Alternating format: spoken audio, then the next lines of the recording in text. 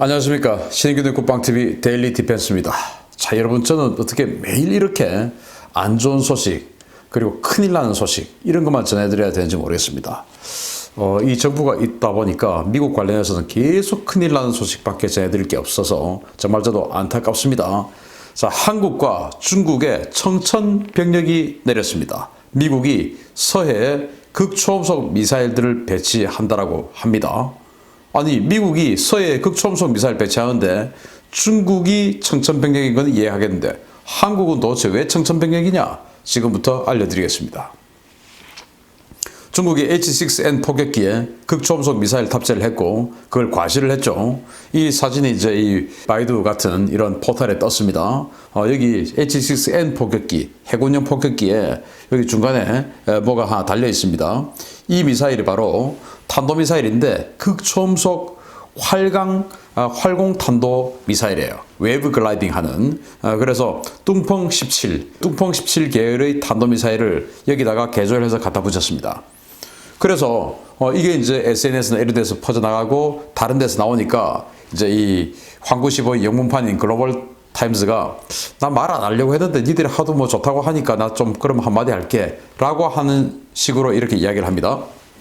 10월 20일 중국 황구15 영문판이 이야기를 하는데요. 인민해방군 최신 폭격기인 H-6N에 극초음속 탄두가 달린 탄도미사일이 장착된 모습이 발견되었다. 이 미사일 공격은 요격이 불가능하다는 점에 주목해야 한다. 라는 거예요. 요격 안 된다. 니들이 이제 큰일 났다. 이제 이런 이야기인 것이죠. 요격이 불가능하다. 라고 10월 20일 날 이렇게 중국 관영 매체가 영어로 했다는 말은 누구 보라고 한 거 아니겠습니까? 미국 보라고 하는 말이죠. 그렇게 했더니 미국이 가만히 있지 않았습니다. 또 이렇게 대응합니다.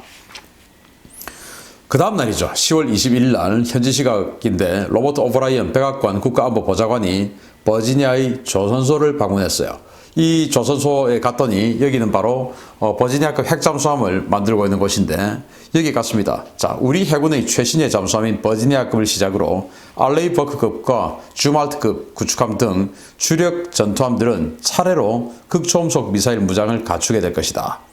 우리는 해군이 재래식 즉각 타격 CPS 계획을 통해 원거리에서 표적을 제압할 수 있도록 극초음속 미사일 전력을 제공할 것이며 개량형 버지니아급이 가장 먼저 이 같은 자산의 플랫폼이 되고 주말트급, 알레이버크급이 순차적으로 CPS 자산을 갖출 것이다. 라고 이야기를 합니다. 자, 그러니까 이 버지니아급 핵잠수함 지금 만들고 있는 공장에 가가지고 이걸 딱 한번 이제 현지 시찰을 해보고 그리고 기자들에게 이야기를 하는 거죠. 이 버지니아급 말이야. 재래식 즉각 타격 전력은 이 탄도미사일 여기다 꽂을 거야. 그런데 이 버지니아급에 국한되는 게 아니고 앞으로 주말트, 알레이버 이런 모든 구축함들에 이 재래식 즉각 탄도미사일을 장착을 할 거야. 그런데 지금 뭐 중국이 H-6N 이 말까지는 안 했습니다만은 H-6N 폭격기에 극초음속 미사일 하나 다른 거 가지고 지금 자랑을 하는데 우리는 그 한 발이 아니고 어마어마하게 한단 말이야. 라고 바로 그 다음날 이렇게 오브라이언 국가안보보좌관이 반격을 합니다. 자, 그러면은 이 오브라이언이 말한 CPS 계획은 뭐냐? 바로 재래식 즉각 타격 전력인데요. Conventional Prompt Strike. 전 세계 어디든지 재래식 무기로 1시간 내에 타격한다는 신속 지구권 타격 구상을 더욱 발전시킨 개념입니다. 수분 내에 적의 핵심 표적을 타격하는 작전 개념이고 최소 마하 5 이상의 속도를 가진 극초음속 무기를 다양한 플랫폼에 장착해서 세계 어느 표적이든 수분 이내에 타격하는 것을 목표로 관련 무기체계들이 개발 중입니다. 그러니까 뭐 하나의 무기체계가 아니고 아주 다양한 무기체계입니다. 여기에는 육군 무기체계, 공군 무기체계, 해군 무기체계 다 있어요. 따로따로 막 만들고 있습니다, 지금. 그래서 지금 뭐 그 공군 같은 경우는 과거 자기네들이 쓰는 ICBM을 개조해서 만들기도 하고 이런 여러 가지. 그리고는 이제 육군 뭐 할 것 없이 아예 작전 개념을 이 CPS 재래식 이 즉각 타격 전력을 완성했다는 이 전제하에 이 작전 개념 자체를 바꾸고 있어요. 그게 바로 다영역 작전이죠. 그래서 보다 펀치가 길어지고 보다 펀치가 강력해지고 이런 것을 전제로 해서 육군도 이제 그러면 육군도 뭐 기지 베이스로 작전하는 필요 없잖아. 왜? 펀치가 길어지니까. 뭐 이런 여러 가지 다영역 작전 개념을 세우고 있어요. 자, 그럼 CPS가 뭐냐? 세계 어디든지 수분 이내에 초정밀 타격한다라는 걸 목표로 해서 미니트맨 3를 만들고 있죠. 이 미니트맨 3 같은 경우는 미 전략사령부가 운용하는 핵미사일입니다. ICBM이죠. 그런데 이 ICBM의 핵탄두를 제거하고 재래식 탄두, 재래식을 넣어서 다탄두, 최대 8발의 다탄두 재래식을 넣어서 타격하겠다. 30분 이내에 전 세계 어디든지 타격하겠다. 라는 목표로 이제 만들고 있는데, 이게 조금 목표는 이러고 있는데 좀 문제가 있는 것이, 만약에 미 본토에서 이 미니트맨 3에다가 재래식 탄두를 넣어서 뭐 중국이나 어디로 쏘면, 중국 입장에서 보면은 미국이 ICBM 핵미사일 쏜 걸로 오해해서 자기네들도 핵미사일 반격을 할 수가 있죠. 뭐 그런 위험성은 있는데 어쨌든 이렇게 한다는 겁니다. 그리고 B-52 폭격기에다가 이 AGM-183 그 에로 미사일을 장착을 하는데, 이게 이제 극초음속 미사일입니다. B-52 같은 경우는 이 에로우를 4발, 그리고 F-15E 스트라이크 이글 같은 경우는 이 AGM-183A를 1발 이렇게 장착을 하는데, 이 AGM-183A는 최소 사정거리가 1000km, 최단 2000km까지 날아간답니다. 그런데 이건 회피기동 이런 거 안 해요. 그냥 어마어마하게 빠른 속도로 그냥 때려버리는, 너무너무 빠른 속도이기 때문에 적이 요격을 하지 못한다. 속도가 무려 마하 20까지 가속을 한답니다. 이런 걸 B-52에 4발, 그리고 F-15에는 1발 탑재를 한다고 하니까 정말 어마어마한 타격 자산들을 갖추고 그 수량이 어마어마하죠. 중국은 마하 5짜리를 극초음속 미사일이라고 하면서 그거 1발 장착한 이 폭격기를 보여주면서 우리 이런 거 있어 라고 하는데, 미국 폭격기는 4발을 마하 5가 아닌 마하 20짜리를 보여준 겁니다. 그리고 전투기에다가 또 그걸 탑재를 합니다. F-15. F-15는 또 얼마나 많습니까? 그리고 이제 이 육군은 또 이런 걸 만듭니다. 육군도 만들고 해군도 하는데 CHGB라는 개념의 무기체계를 만드는데, 이 CHGB는 Common Hypersonic Glide Body라는 것의 주말이에요. 그래서 육군과 해군은 표준 HW, 즉 하이퍼소닉 웨폰을 만들고요. 육군은 LRHW 단도탄 따로 또 만들고, 해군은 수직 발사기에다가 이걸 넣는 것을 바로 알레이버크, 그리고 주말트 이런 구축함의 수직 발사기들이 있죠. 그리고 잠수함, 아까 오브라이언 보좌관이 갔던 그 버지니아급 잠수함 같은 경우 VPM이라고 하는 또 수직 발사관이 있어요. 이런 수직 발사관들에다가 해군은 장착을 하겠다라는 거예요. 그래서 육군은 그동안 이 CHGB 자산으로 이런 것들을 만들고 있었습니다. LRHW죠. 장거리 극초음속 무기인데 롱레인지 하이퍼소닉 웨펀이죠. 트럼프 행정부가 INF 탈퇴 이후에 개발을 공식화한 중거리 탄도미사일입니다. C-17 수송기 탑재가 가능한 차량으로 발사하며 1600km 밖의 표적을 CHGB로 타격할 수 있는 무기입니다. 보시다시피 트럭에다가 싣고 다닙니다. 사드 싣고 온 트레일러 같은 그 차량에다가 싣습니다. 여기에다가 2발을 탑재를 하고, 이 2발이 사거리 1600km를 날아가는 극초음속 무기예요. 그래서 C-17에 들어가니까 공항이 있는 곳이라면 어디든지 내려서 기립하고 쏘고 C-17 다시 태워서 이탈하고 이렇게 할 수 있는 겁니다.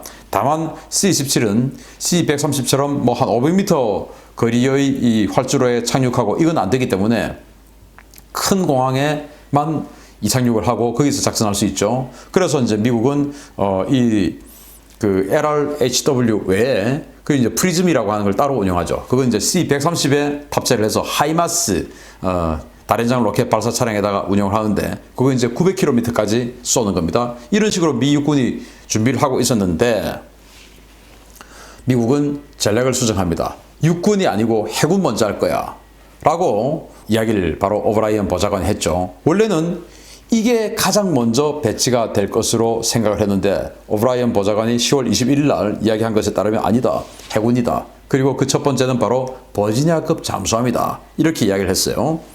해군은 CHGB를 버지니아 페이로드 모듈, 즉 VPM에 탑재할 계획이며, 버지니아급 블락5 잠수함부터 VPM에 40여 발의 CHGB를 탑재할 예정이다 라고 미 해군연구소 뉴스레터가 이렇게 밝혔습니다. 자, 여기에 버지니아급 잠수함에 앞에 VPM 2개, 뒤에 VPM 4개 이렇게 해서 총 6개의 VPM이 탑재가 되죠.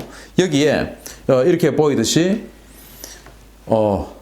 그게 리볼버식으로 이렇게 드럼 탄창식으로 이렇게 생겼어요. 그렇게 해가지고 저 VPM 하나에 7발씩의 이 탄도탄이 들어가는 겁니다. 그렇게 해서 이제 이런 식으로 해서 쏘는데 여기에는 물론 이 CHGB 탄도탄을 넣을 수도 있고 그리고 이제 토마호크를 넣을 수도 있고 여러 가지 뭐 섞어서 넣을 수도 있죠. 그래서 어쨌든 이렇게 되면 6개를 넣기 때문에 버지니아급 잠수함 하나당 42발의 CHGB 탄도탄을 극초음속 탄도탄을 여기다가 장착을 할 수가 있게 되는 것이죠. 정말 무지막지하죠. 그리고 미국은 이 버지니아급 핵잠수함으로 지금 뭐 수십 척 있는 LA급 잠수함을 전부 다 대체를 하죠. 그러니까 얼마나 많은 CHGB 탄도탄 무기들이 적들을 향해서 준비가 될까라고 생각이 되는 것이죠. 그런데 그것만 아니고 주말트급 구축함 그리고 알레이버크급 이지스 구축함, 수십 척이 있는 알레이버크급 이지스 구축함, 이 모든 것에다가 이 CHGB 탄도탄을 넣겠다 이겁니다. 자, 그러면은 잠수함에다가 이걸 넣으면 어떻게 되냐? 지금 이 버지니아급 잠수함이 이 칭다오 앞, 산둥반도 앞까지 들어올 수가 있습니다. 여기에서 쐈을 때 불과 670km밖에 안 됩니다. 베이징이. 특히 이 버지니아급 잠수함은 연안 전투에 아주 특화되어 있는 그런 연안 전문 잠수함이죠. 그러니까 이런 연안 또 별로 깊지 않은 바다 이런 곳에서는 굉장히 특화되어 있는 잠수함이고 670km 그러면 뭐 불과 한 6분 정도면 베이징에 다다를 수가 있는데 이렇게 되면 이게 이제 떨어질 때 역시 웨이브 글라이딩, 물수제비 뜨듯이 그냥 퉁퉁 튕기면서 오니까 요격이 안 되죠. 이 중국이 뭐 C, S300, S400 이런 거 가지고 있다 하더라도 요격을 할 수가 없어요. 또 670km밖에 안 되기 때문에 갑자기 물속에서 뭔가 쑥 올라와가지고 확 날아오면 이게 뭐 주성님하고 보고하기도 전에 그냥 와서 때리는 겁니다. 지침 받기도 전에 그냥 두들겨 맞는 겁니다.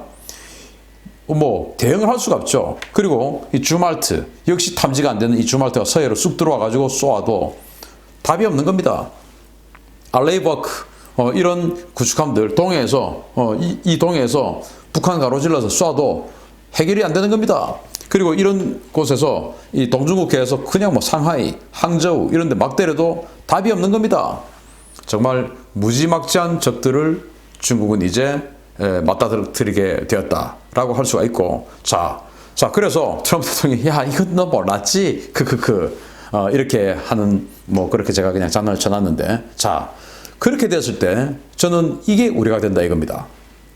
원래 대한민국이 미국으로부터 대우를 받던 이유는 뭡니까? 바로 이 미중 패권 경쟁 시대 즉 이 탈냉전 이후에 중국이 미국의 패권 경쟁국으로 급부상한 이 시대에 우리 대한민국이 중국의 베이징과 가장 가깝다는 지정학적 요충지라는 이 이점 때문에 미국으로부터 대우를 받는다. 2000년대 초반에 그렇게 미국에게 얄밉게 굴어도 또 지금 그렇게 미국에게 얄밉게 이거는 뭐 지금은 얄미운 정도가 아니고 악에 바치게끔 굴어도 미국이 우리는 버리지 않아 라고 자신하고 있었던 많은 좌파 학자들 주장하는 사람들이 있습니다. 그렇게 주장하면서 사실은 마음속으로는 그래 관계 좀 단절하자라고 생각할 수 있지요. 어쨌든 그 사람들이 결국은 이 지정학적 이점 때문에 우리를 대우해준다. 이게 그 사람들의 논리였는데 자 이렇게 미국의 다영역 작전이라는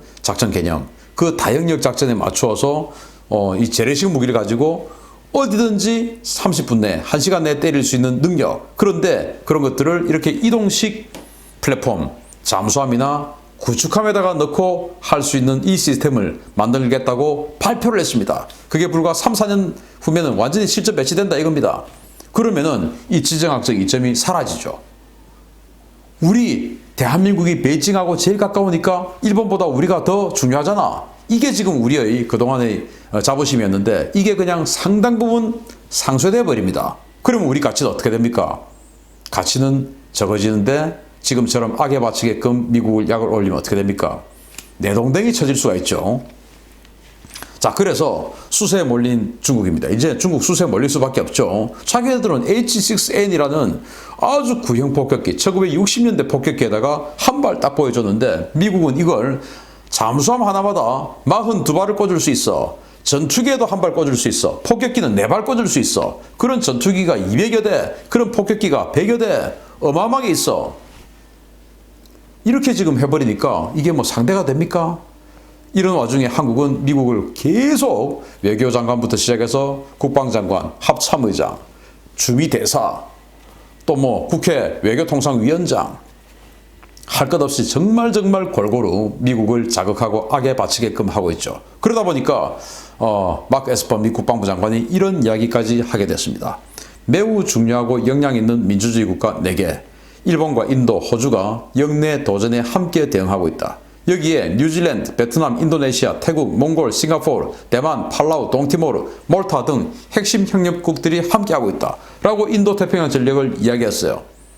여기 대한민국이 없다 이겁니다. 왜? 이제 쿼드 이야기를 하는 거죠. 매우 중요하고 영향 있는 민주주의 국가, 인도, 일본, 호주, 쿼드 국가 아닙니까? 그리고 그 다음에 쿼드 플러스 해서 한국, 베트남, 뉴질랜드 이렇게 해서 이제 이걸 모태로 해서 아시아판, 인도 태평양판 나토를 만들려고 했는데 한국이 안 하겠다라고 선언했죠. 강경화가. 그래서 지금 한국을 쏙 빼고 이런 이야기를 하는데 여러분 팔라우 어딘지 아십니까? 팔라우 조사해봤더니 여기 있습니다.